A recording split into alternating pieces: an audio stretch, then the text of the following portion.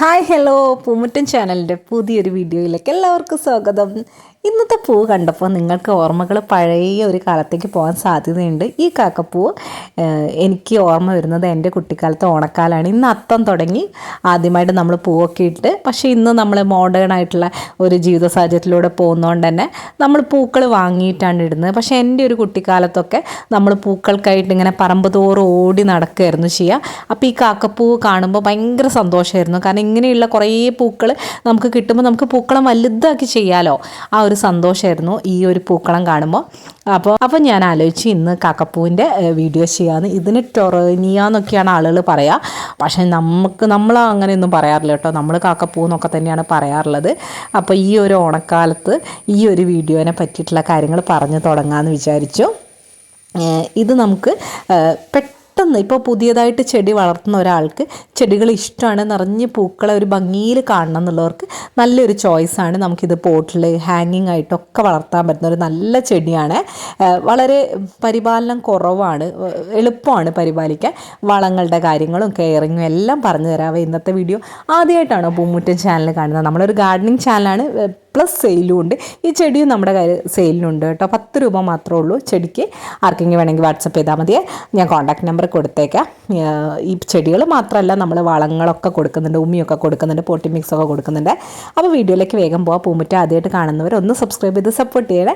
തൊട്ടടുത്തുള്ള ബെല്ലൂടി ക്ലിക്ക് ചെയ്താലാണ് ഞാനിടുന്ന എല്ലാ ദിവസത്തെ വീഡിയോയും നിങ്ങൾക്ക് കിട്ടുക. അപ്പോൾ ഒന്ന് ക്ലിക്ക് ചെയ്യുമല്ലോ, നമ്മുടെ കുടുംബത്തിലേക്ക് വന്നേക്കണേ. വളരെ വളരെ എളുപ്പത്തിൽ വളരെ ഭംഗിയായിട്ട് നമുക്ക് വളർത്തിയെടുക്കാൻ പറ്റുന്ന നല്ലൊരു ചെടിയാണ്. നമ്മുടെ ഗാർഡൻ മനോഹരമാക്കണമെങ്കിൽ ഈ ഒരു പ്ലാന്റ് ഇങ്ങനെ നമുക്ക് ഇങ്ങനെ സെറ്റ് ചെയ്ത് വെച്ചാൽ സൂപ്പറാണ്. അപ്പോൾ ചെടികൾ പുതുതായിട്ടൊക്കെ വളർത്തി ഇങ്ങനെ കൊണ്ടുവരില്ലേ, പുതിയ കുറച്ച് ചെടികളൊക്കെ ആയി വരുന്നവർക്ക് കാണാനും ഭംഗിയാണ്, നോക്കാനും സൗകര്യമുള്ള നല്ലൊരു ചെടിയാണിത്. ഒരു അടി മുതൽ 1.5 അടി അത്രയ്ക്കൊക്കെ ഇത് ആകെ പൊങ്ങി വരുള്ളൂ കേട്ടോ. ഹാങ്ങിങ് പോട്ട്, നോർമൽ പോട്ടിലൊക്കെ നമുക്ക് നടാം. പിന്നെ ഒരു പ്രത്യേകത എന്താണെന്ന് വെച്ചാൽ എല്ലാ കാലത്തും അറ്റ്ലീസ്റ്റ് ഒരു പൂവെങ്കിലും ഇതിനുണ്ടാവും. അല്ലാതെ പൂവ് ഇല്ലാത്തൊരു കാലമായിട്ടില്ല. നിറയെ പൂക്കളുണ്ടാവും. ഒരു മീഡിയം വെയിലാണ് വേണ്ടത്. നല്ല വെയിലാകുമ്പോൾ ഇതിൻ്റെ ഇലയും തണ്ടൊക്കെ കുറച്ച് സെൻസിറ്റീവാണ്, പെട്ടെന്ന് ഇങ്ങനെ കരിഞ്ഞു പോകാറുണ്ട്. അപ്പോൾ ഒരു ഷെയ്ഡിലൊക്കെ വെക്കുന്നതാണ് ഏറ്റവും നല്ലത്. അപ്പോൾ ഫുൾ വെയിൽ വേണ്ട കേട്ടോ. പിന്നെ ഇതിൻ്റെ തന്നെ ഒരുപാട് വെറൈറ്റീസ് ഉണ്ട്. എന്തെന്ന് വെച്ചാൽ മഞ്ഞ, പിന്നെ ഈ പൂവിന് ഒരു പ്രത്യേകത ഉണ്ട്. ഏത് പൂവിലും 2 or 3 ഷെയ്ഡ് ഉണ്ടാവും. അങ്ങനെയാണ് ഈ പൂ വരുന്നത്. പിന്നെ പൂ വിരിഞ്ഞാലും 3 or 4 ദിവസം കഴിഞ്ഞിട്ടാണ് കേട്ടോ ഇത് കൊഴിഞ്ഞു പോകുക. അപ്പോൾ നമുക്കൊരു പൂ വിരിഞ്ഞാലും പെട്ടെന്നൊന്നും കൊഴിയത്തില്ല. കുറച്ച് വെയിൽ കിട്ടിയാൽ തന്നെ നിറയെ പൂക്കൾ തന്ന് നമ്മുടെ വീടിനൊരു പൂന്തോട്ടാക്കി മാറ്റാൻ സഹായിക്കുന്ന ഒരു ചെടിയാണ് ഇത്. എൻ്റെ ആ ഒരു ഓണക്കാലത്തിൻ്റെ ഓർമ്മയിൽ ഇതിങ്ങനെ നിറഞ്ഞു നിൽക്കുന്ന ഒരു ഓർമ്മയാണ്. നിങ്ങളുടെ ഓർമ്മയിൽ അത് ഉണ്ടെങ്കിൽ ഒന്ന് കമൻറ്റ് ചെയ്യൂ കേട്ടോ. അപ്പോൾ പിന്നെ ഇതിന് ആയുസ് എന്ന് പറഞ്ഞാൽ 1 വർഷം മുതൽ 1.5 വർഷം വരെയാണ്.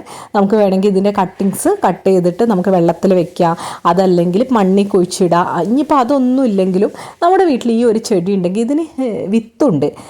നമ്മുടെ കസ്കസ് ഇല്ലേ, അതിനേക്കാളും ആയിട്ടുള്ളൊരു വിത്താണ്. അപ്പോൾ ഇത് പാറിപ്പറന്ന് നമ്മുടെ വീട്ടിൽ ഒരു ചെടി ഇത് ഉണ്ടെങ്കിലും ഭാവിയിൽ ഏതെങ്കിലും ഒരു സ്ഥലത്ത് ഈ ചെടി ആയി വരും. എന്ന് വെച്ചാൽ ഒരു വട്ടം നട്ട് കഴിഞ്ഞാൽ അടുത്ത വർഷം നമ്മൾ എവിടെയെങ്കിലും ഒരു സ്ഥലത്ത് ഈ ചെടി പൊങ്ങി വരുന്നത് നമുക്ക് കാണാം. അപ്പോൾ ഇങ്ങനെ ഒരു പ്രത്യേകത ഈ ചെടിക്ക് ഉണ്ട്. അപ്പോൾ നമുക്കല്ലാതെ കട്ടിങ്സ് വെച്ചും പിടിപ്പിക്കുക കേട്ടോ. പിന്നെ ഇതിൻ്റെ ടെമ്പറേച്ചർ ഒരു 25 ഡിഗ്രി മുതൽ 35 ഡിഗ്രി സെൽഷ്യസിൽ നല്ല രീതിയിൽ വളർന്നു വരുന്ന ഒരു ചെടിയാണ്. ചൂട് കൂടി പോകുമ്പോൾ ചെറുതായിട്ട് ഇലകളും തണ്ടുകളും ഒക്കെ കരിഞ്ഞു പോകുന്നത് കാണാറുണ്ട്. പിന്നെ ദിവസവും വെള്ളം ഒഴിക്കേണ്ട ഒരു ചെടിയൊന്നുമല്ല.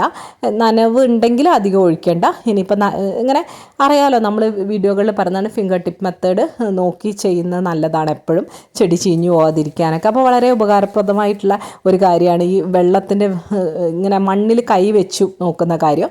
അപ്പോൾ അതൊന്ന് ശ്രദ്ധിച്ചാൽ മതി. പിന്നെ പോട്ടി മിക്സ് എപ്പോഴും നമ്മൾ പറയാറുള്ളതാണ്. സാധാരണ മണ്ണും മണലുണ്ടെങ്കിൽ വളരെ നല്ലതാണ്. പക്ഷെ നമുക്ക് ചരൽ കൂടിയ മണ്ണാണ് ഞാൻ എടുക്കുന്നത്, മണലില്ലാത്തതുകൊണ്ട്. പിന്നെ നമ്മൾ എല്ലാ പോട്ടി മിക്സിലും നമ്മൾ ഇടുന്ന ഒരു കാര്യം ഉമ്മിയാണ്. വെള്ളം പെട്ടെന്ന് വാർന്നു പോകാനും ഡ്രൈനേജ് ഹോൾ ക്ലിയർ ആവാനും ഒക്കെ ഉമ്മി വളരെ ഫലപ്രദമാണ്. അപ്പോൾ ഉമ്മി ഇടാറുണ്ട്. പിന്നെ എന്തെങ്കിലും ഒരു ഓർഗാനിക് വളം വേണമെങ്കിൽ എല്ലുപൊടി ആഡ് ചെയ്യുക. ഇത്രയും കാര്യങ്ങളൊക്കെ മതി ശരിക്കും പറഞ്ഞാൽ ഈ ഒരു ചെടി വളരാൻ. എല്ലുപൊടിയൊന്നും ഇല്ലെങ്കിലും എന്തെങ്കിലും ഒരു ഓർഗാനിക് വളവും ഉമിയും മണ്ണും. ചകിരിച്ചോറിൻ്റെ പോലും ആവശ്യമില്ല, അല്ലാണ്ട് തന്നെ നന്നായിട്ട് വരുന്ന ഒരു ചെടിയാണ്. പിന്നെ ഉമി എല്ലാ പോട്ട് മിക്സിലും നമ്മൾ ഇടാറുണ്ട്, വേരുകൾ വ്യാപിച്ച് വളരാനും വെള്ളം പെട്ടെന്ന് ഇറങ്ങിപ്പോകാനും ചെടി എപ്പോഴും പ്രൊട്ടക്റ്റ് ആയിരിക്കാനും. ഉമി നമ്മുടെ കയ്യിൽ അവൈലബിൾ ആണ്. ആർക്കെങ്കിലും വേണമെങ്കിൽ ഞാനായിട്ട് കോൺടാക്ട് ചെയ്താൽ മതി. കോൺടാക്ട് നമ്പർ ഇവിടെ കൊടുത്തേക്കാം. പിന്നെ ഇതിൽ പൂവുണ്ടാവണമെങ്കിൽ നമുക്ക് കുറച്ച് ചാണകപ്പൊടി മാത്രമേ ആവശ്യമുള്ളൂ. പിന്നെ വേണമെങ്കിൽ കുറച്ച് എല്ലുപൊടി ഇട്ട് കൊടുക്കുക. അല്ലാതെ പുറത്തുനിന്നുള്ള വേറെ ഒരു വളവും ഈ ഒരു ചെടിക്ക് കൊടുക്കണ്ട. ഒരു വളം ചെയ്തില്ലെങ്കിൽ പോലും കുറച്ച് പൂക്കളൊക്കെ ഉണ്ടാവും. പിന്നെ കുറച്ച് ചാണകപ്പൊടിയൊക്കെ ഇട്ട് കൊടുത്താൽ കുറച്ചധികം പൂക്കൾ ഉണ്ടാകുന്ന പോലെയാണ് തോന്നിയിട്ടുള്ളത്. പൊടിയായിട്ടുള്ള ചാണകപ്പൊടി കേട്ടോ ഞാൻ വാങ്ങിക്കാറ്. ഞാൻ അത് തന്നെയാണ് ഇപ്പോൾ അഗ്ലോനിമ ഇങ്ങനത്തെ കുറച്ച് ചെടികൾക്ക് അങ്ങനെയുള്ള കാര്യങ്ങൾ തന്നെയാണ് ചെയ്തത്. ഒരു പുറത്തുനിന്നുള്ള വളവും നമ്മൾ ഇങ്ങനെയുള്ള ചെടികൾക്ക് കൊടുക്കുന്നില്ല കേട്ടോ. അപ്പോൾ പിന്നെ ഈ ഒരു ചെടിക്ക് പെസ്റ്റിൻ്റെ ഒക്കെ ആക്രമണം വലിയ കൂടുതലായിട്ടൊന്നും തോന്നിയിട്ടില്ല. എന്നിരുന്നാൽ പോലും എനിക്ക് തോന്നിയിട്ടുള്ളത് ഈ പൗഡറി മിൽഡ്യൂ എന്ന് പറഞ്ഞ സംഭവമില്ലേ, ഇലയുടെ അടിയിലൊക്കെ കണ്ടിട്ടുണ്ട്. അതുപോലെ മുഞ്ഞാന്ന് പറഞ്ഞാൽ ആ സംഭവം കണ്ടിട്ടുണ്ട്. അപ്പോൾ നമ്മളെപ്പോഴും ഈ ഒരു ചെടിക്ക് മാത്രമല്ല എല്ലാ ചെടിക്കും ഫംഗസിൻ്റെ പ്രശ്നത്തിന് നമ്മൾ സാഫ് അത് നമ്മൾ കൃത്യമായിട്ട് ഒരു മാസത്തിൽ 1 വട്ടോ 2 വട്ടോ അടിച്ചു വിടും. അതേപോലെ തന്നെയാണ് നീം ഓയിൽ, വേപ്പെണ്ണ, അതും സോപ്പ് ലിക്വിഡ് മിക്സ് ചെയ്തിട്ട് മുഞ്ഞയ്ക്ക് അടിക്കാറുണ്ട് കേട്ടോ. പൗഡറി മിൽഡ്യൂവിന് നമ്മൾ ഫംഗസിൻ്റെ പ്രശ്നമായതുകൊണ്ട് തന്നെ സാഫ് തന്നെയാണ് അടിച്ചു കൊടുക്കുന്നത്. അപ്പോൾ ഈ 2 കാര്യങ്ങൾ നമ്മൾ എല്ലാ ചെടിക്കും, ഇപ്പോൾ ചെടി വളർത്തുന്ന ഒരാളാണെങ്കിൽ അവർ നീമോയിലും സാഫും കയ്യിൽ വെക്കുന്നത് നല്ലതാണ്. എന്താ വെച്ചാൽ ഫംഗസിൻ്റെ പ്രശ്നം, കീടങ്ങളുടെ പ്രശ്നം എപ്പോഴും ഉണ്ടാവും. അപ്പോൾ ഈ പ്രോഡക്റ്റ്സ് ഒക്കെ വേണമെങ്കിൽ നമ്മളായിട്ട് കോൺടാക്ട് ചെയ്താൽ മതി കേട്ടോ. എല്ലാം നമ്മുടെ കയ്യിൽ അവൈലബിൾ ആണ്. അപ്പോൾ നല്ലൊരു ഭംഗിയുള്ള ചെടിയാണ്, എല്ലാവർക്കും ഇഷ്ടപ്പെടുന്ന നല്ല ചെടിയാണ്.